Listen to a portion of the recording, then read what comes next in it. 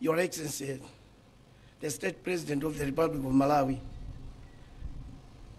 Dr. Lazarus Makathi Chakwera, and the First Lady, Madam Monica Chakwera.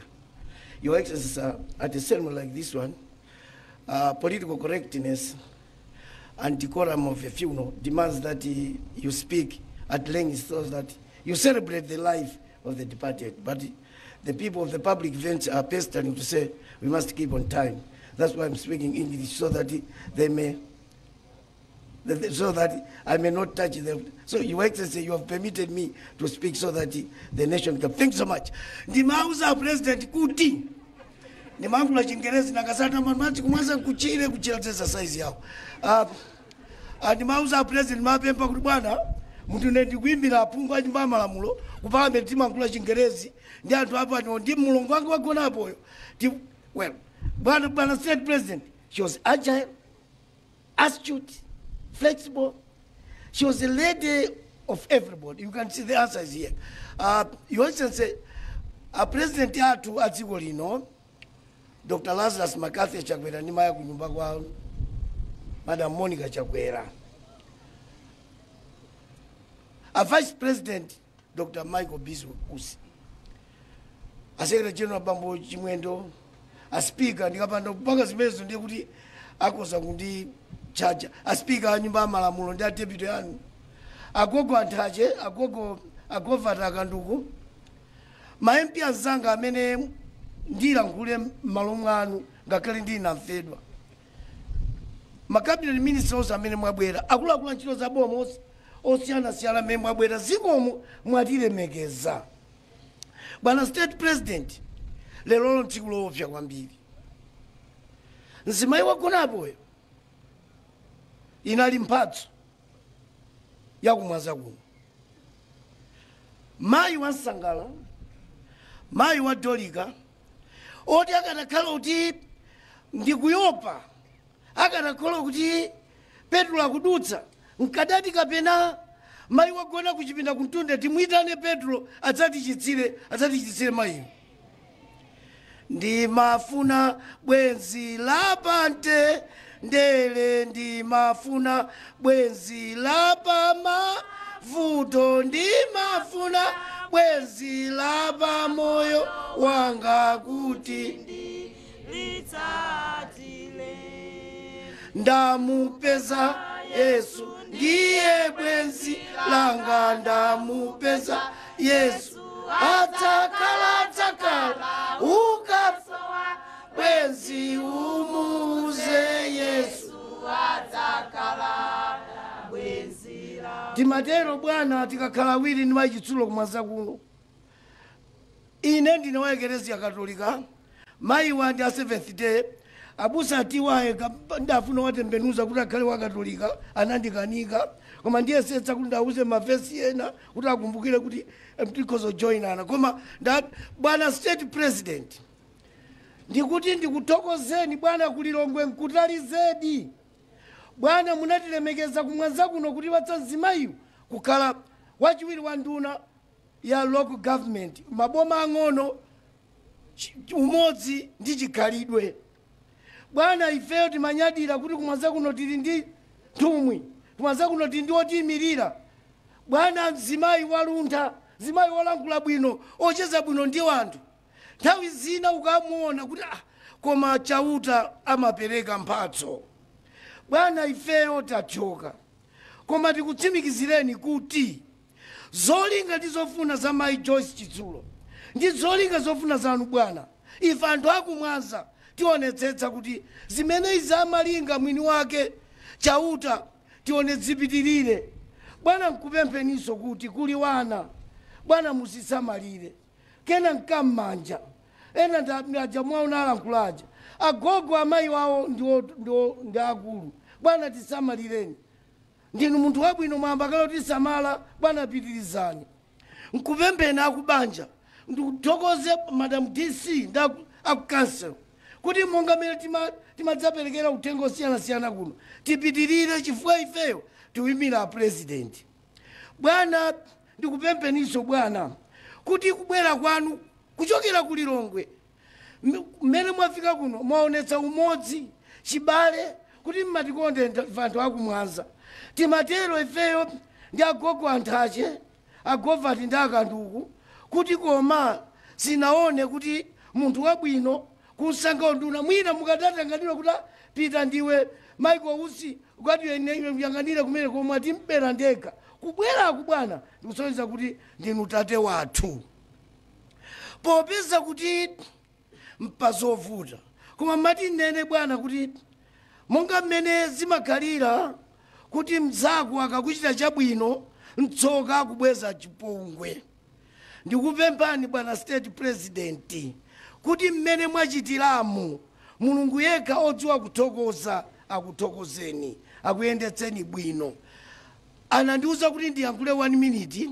ndiye popeza kuti mulongo wangayu ndiakumbutsa amati 1 minute yo kuti John Maxwell ananena kuti izi zimene munthu ukapita chimatsala kunja kuno khalidwe lako ndiye people celebrate your life ndiye inuyo mukundichinga mundiyang'anang'ana inu akwa muwamangana zolankhula chabwino muchuka koma bwana state president pepani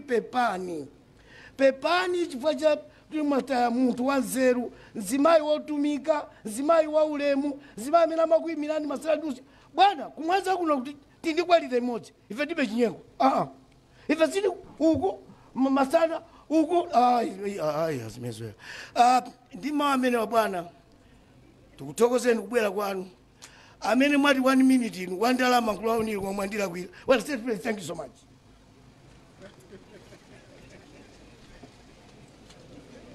Pepani Honorable Nicholas Tausi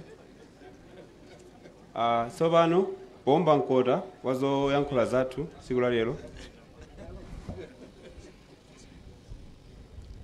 tisanaombe nkota ndifuna ndipemphe the right honorable Catherine Godani Hara MP Speaker of the National Assembly atiyankhule.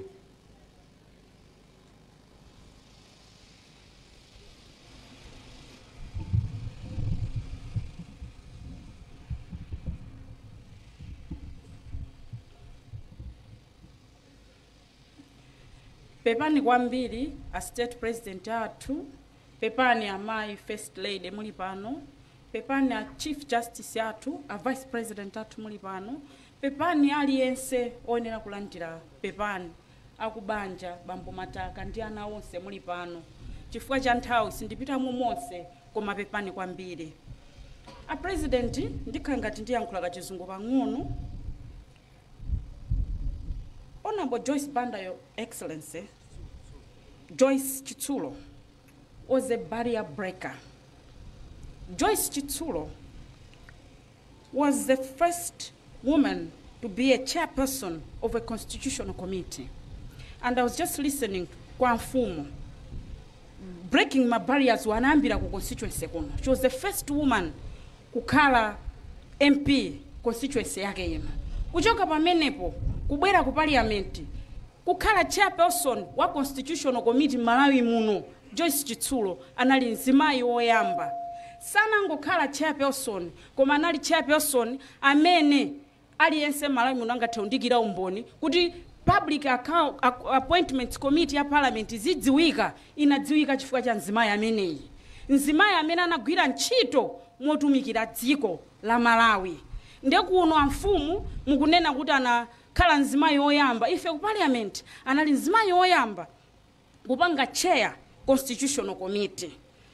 And Honorable Joyce Chitsulo, when she opened the door, she just didn't use the door to cross. Amagwirizira chitseko chija kuonetsetsa kuti azinzake adutsenso. And that's why akunena kuti anali kufa wema cholinga amafuna kupanga uplift life ya tsikana Malawi muno. That's why amfumu anamulola atabwera kuno kuti ayimirire ngati MP. Amapanga uplift life ya tsikana ku constituency kwake kuno. Amadziwa kuti ineyo ndaphunzira, ineyo ndakhala MP. Komanso mawa ena kuti adzakhale ma MP ndipo kapoka ndatsegulira chitseko. So she had a quality where nthawi zina azimayi timatika kwera pa maudindo akuluakulu amene matipatsa president anthu amatidandaulo kuti timatsekera chitseko anzathu. Koma Joyce Chitsulo sanali choncho. Ndikunena pano ma MP azimayi mwina ngati pali constituency imene sanapiteko Joyce mwina ndizowerengeka. Constituency ya Nzimayi aliyense Joyce a president muli apa anapitako kumpangira campaign samaona kuti Nzimayiyo ndi wachipani chanji. Ndiye quality ya Joyce Chitsulo amene tikumudandaula pano. Joyce Chitsulo, Your Excellency, oloma MP ndikunena pano kandi azibambo ma MP ngati pali munthu amene amatha kuyendera azinzake amva munthu wadwala wayepezeka ndi zovuta mwina tonse timatha kujomba kungoimba foni koma Joyce amayesetsa kuti pa nyumba pa munthuyo akafikepo. Ndiye ubwino umene unali ndi Joyce Chitsulo, Your Excellency. Your Excellency, Joyce was so supportive. She was beyond words. She was always thoughtful, always ready to help, always with grace, never seeking the spotlight, but always lighting the way for others. Joyce was a darling to all of us. She had this way of keeping us informed, not just with news, but with love, with laughter, with a little message, just when you needed it most. And now, Joyce, it's been 3 days, no posts on our MPs forum. 3 quiet days feel too long. Your fellow members are still waiting for your words. Susan, Bertha, they are all asking, where is Joyce? Honorable Minister of Gender is asking, where is Joyce? And me, I'm still asking, where are my reports? The president is asking, where is Joyce? Because he knew the president had found a minister who was hardworking. The chiefs are waiting for you, Joyce. Where are you, Joyce? Your sons and your daughter, your husband, your mom, they are waiting, Joyce. They are asking, where is Joyce? And for Wayanka, all of us, we know where you are. But Wayanka doesn't know where you are, Joyce. Your Excellency, Joyce was a woman who stepped into a place of no woman stood before. In every act of kindness, every spark of courage, that's where you live now, Joyce. Joyce, thank you for lifting us. Thank you for flying, so we knew we could too. Rest well, dear sister. You soared with purpose, and now you soar in peace. We will miss you always. Thank you, Joyce, and may your soul rest in eternal peace. Thank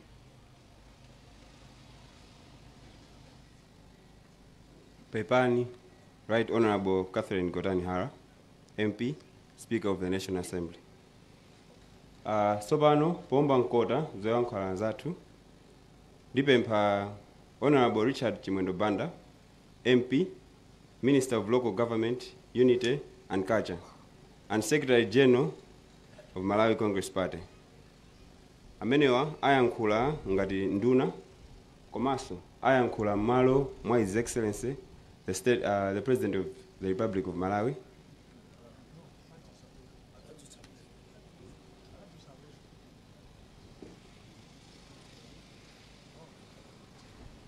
Ayankula malo mwa the State President chifukwa jaji Soni a president atu sakwanisa kuti yankula. Pepani.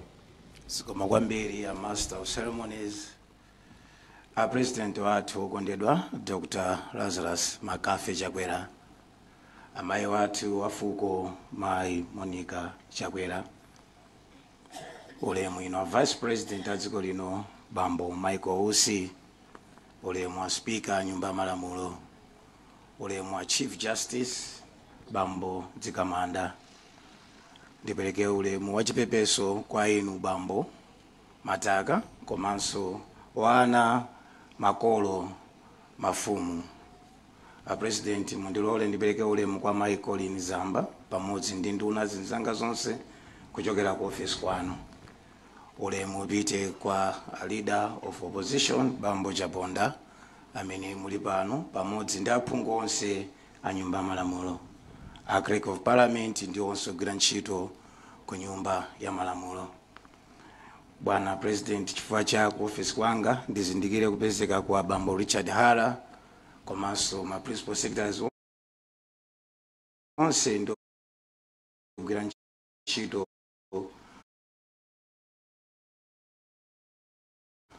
ku Minister of Local Government, ma council chair onse alipo pano. Ndipereke komanso mafumu onse amene mabwera kudzati kuta tsiku la lero mu adziko lonse mbali zonse za dziko la Malawi zili pano. Koma ndisayiwalepo mzanga ku Chipani Bambo Simbi komanso azimayi onse a Chipani. Nditero kuwalemekeza mwaulemu mwachipepeso a President a Seventh Day Adventist komanso mpingo onse wa Seventh Day Adventist chifukwa choti kuta nkukhala nafe. Bwana President, nthawi ndimenatithera koma mwandipempha masana wanu mwachisoni chifukwa chokuti inu ndokhudzika simungakwanitse kuti mungathe kuyankhula. Nditawuzidwa kuti muyankhulenso malo mwa President, nachiona kuti chakhalanso chipsinjo kwa ine chifukwa nanenso ndinothodwa. Tsiku la lero ndilowawa kuti ndikathe kutulutsa mawu kuyankhula koma chifukwa cha mwambowu komanso mpata omuyamika Joyce ndavomera. Bwana, choyamba mulole kuti tikuthokozeni pamodzi ndi First Lady. A President, chikondi chimene mwationetsera kuyambira nthawi ija ndinakuyimbirani foni mbanda kucha kuti Malemu Joyce achita ngozi ndipo munandituma kuti ndipite kuchipatala mamawa 5:30 kuti ndikawazonde. Kuyambira tsiku limenelo kudzafika tsiku la lero mwaonetsa chikondi choposa. Munandiwuzanso kuti ndawatuma a Secretary for President Cabinet kuti awauze Mai Joyce akonzeke apite kuchipatala ku South Africa. Ndipo dongoso limenelo tinachita koma mujananenera wana zinayimira panjira malinga ndi mmene timapusitsikira tonse ndi mmenenso amaonekera Mai Joyce kuti akupeza bwino. A President, ndifuna ndikuthokozeni pamodzi ndi a First Lady chifukwa cha chikondi chanu ndi support imene mwapereka kwa ife ku nduna ngakhalenso ku boma lonse komanso Chipani pa nthawi imene Mai Joyce amakhala akudwala. Munaonetsera chikondi zina siningathe kuyankhula pano koma munaonetsera chikondi chachikulu kwambiri. Mulungu yekha adzikudalitsani. Ine ndimati nditengerepo mwayi mmene mwanditumira bwana kungothokoza chifukwa ntchito zimene timagwira ife ku nduna timagwira m'malo mwanu. Ntchito zonse ndi zanu chifukwa Malawi adasankha inu khala President wa dziko lino. Koma mumaonako anthu ena malinga ndi khalidwe komanso mmene Mulungu akutsogolerani kuti anthu amene akuthandizeni ntchito. A President, mutawunika munasankha Mai Joyce Chitsulo kuti akhale Deputy Minister wa Local Government Unity and Culture. Munagwira nawo Mai Joyce Chitsulo ngati inu mtsogoleri wotsutsa boma nyumba ya malamulo kwa chaka chimodzi. Munaona magwiridwe awo antchito Mai Joyce Chitsulo pamene anali mtsogoleri wa Public Appointments Committee. Ndipo kumeneko amayang'anira kwambiri nthambi zikuluzikulu za boma, Judiciary, Malawi Electoral Commission, Malawi Human Rights, Independence Police Commission, komanso nthambi zonse zimene zimafuna ziziwunikiridwa bwino kagwidwe ka ntchito kuphatizirako Anti-Corruption Bureau. Bwana President, tivomere kuti Honorable Joyce Chitsulo sanali mphatso yakumwanza kokha koma inali mphatso ya dziko lonse la Malawi. Magwidwe awo antchito anaonetsa kuti anali munthu amene anakonda dziko nkulika patsogolo osati iwowo. Bwana President, Mai Joyce Chitsulo anagwira ntchito yodzipereka ku nyumba ya malamulo. N'chifukwa chake sichinadabwitse dziko lonse kuti inu ndi nzeru zochokera kwa Mulungu munawapempha iwowa kuti akhale nduna yachiwiri ku maboma ang'ono. A President, ine ndamene ndinali wotsogolera kumeneko ndipo ndimagwira nawo ntchito tsiku ndi tsiku. Ndofuna ndivomere pamaso pa Mulungu na malenga kuti Amalawi timakonda dziko. Koma mwa Mai Joyce Chitsulo tinapeza munthu mmodzi amene amakondetsetsa kwambiri dziko lawo. Komanso munthu wolimbikira ntchito, munthu wachikhalidwe chabwino, munthu amene samafuna kusankha dera. Sabata yathayi ndingonena kuti tsiku limodzi asanatisiye tinayankhula na 8:30 madzulo. Nandiwuza kuti anduna anthu kumudzi akumasonkha ndalama kuti abwera adzandione. Ndeni mati ndipite ndine kuti anthu asasonkhe ndalama. Sindimadziwa kuti kupita kwake ndi uku kwayi. Ndananena soda anduna ndikachoka pamenepo mundipatse ntchito zijamati mundipatsa ndikapeza bwino ndikakhazikitse mafumu kutyolo kuphalombe komanso kuchiradzulo ndeni nawafunsa mupeza bwino akuti andamba kupondetsa mwendo ndipo zimenezi zitheka ndipo tinanena kuti mukachoka kumwanza weekend imeneyi anthu akakuonani mupite ndithu mukagwire ntchito zimenezi zimene a president anatituma tonse.